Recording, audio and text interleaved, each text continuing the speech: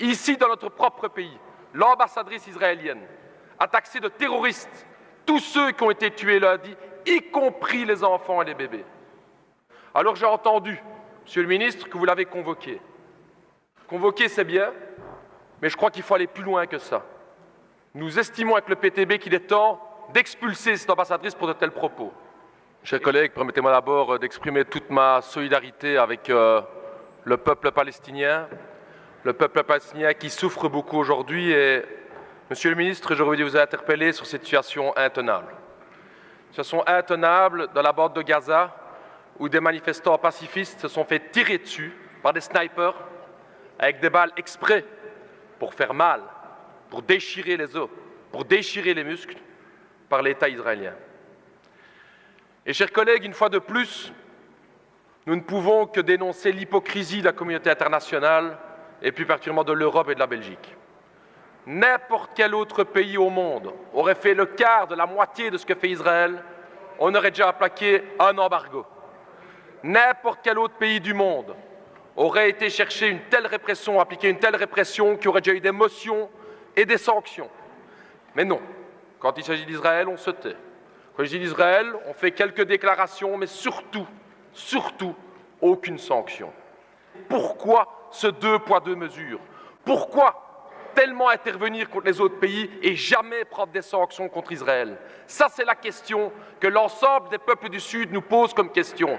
Pourquoi cette hypocrisie? Ici, dans notre propre pays, l'ambassadrice israélienne a taxé de terroristes tous ceux qui ont été tués lundi, y compris les enfants et les bébés. Alors j'ai entendu, Monsieur le ministre, que vous l'avez convoqué. Convoquer, c'est bien, mais je crois qu'il faut aller plus loin que ça. Nous estimons avec le PTB qu'il est temps d'expulser cette ambassadrice pour de tels propos. Lorsque le peuple sud-africain se battait pour l'égalité des droits, ils sont battus contre l'apartheid, comme l'apartheid aujourd'hui existe en Israël.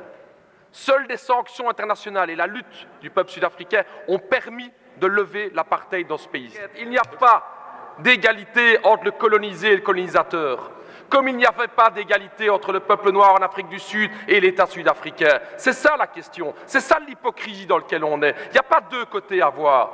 Il est temps de prendre parti. Et prendre parti, vous le savez tous ici, et c'est ça l'hypocrisie. Du côté des partis de droite, c'est que Israël n'entendra aucun autre message que la pression économique ou la pression militaire, mais vous le savez très bien, maintenant qu'ils ont l'appui des États-Unis, ils s'en foutent complètement des petites déclarations, vous le savez.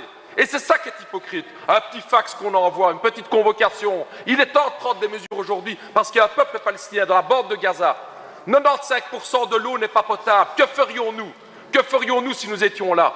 45% de chômage, et on regarde. Alors cette hypocrisie à l'Union européenne, M. Reynders, il serait temps de la dénoncer, et si vous voulez vraiment faire avancer les choses, vous auriez pu prendre un acte bilatéral qui est celle d'expulser l'ambassadrice, comme l'autorité belge vous auriez pu le faire, et c'est regrettable que vous ne le faites pas, et c'est vraiment hypocrite.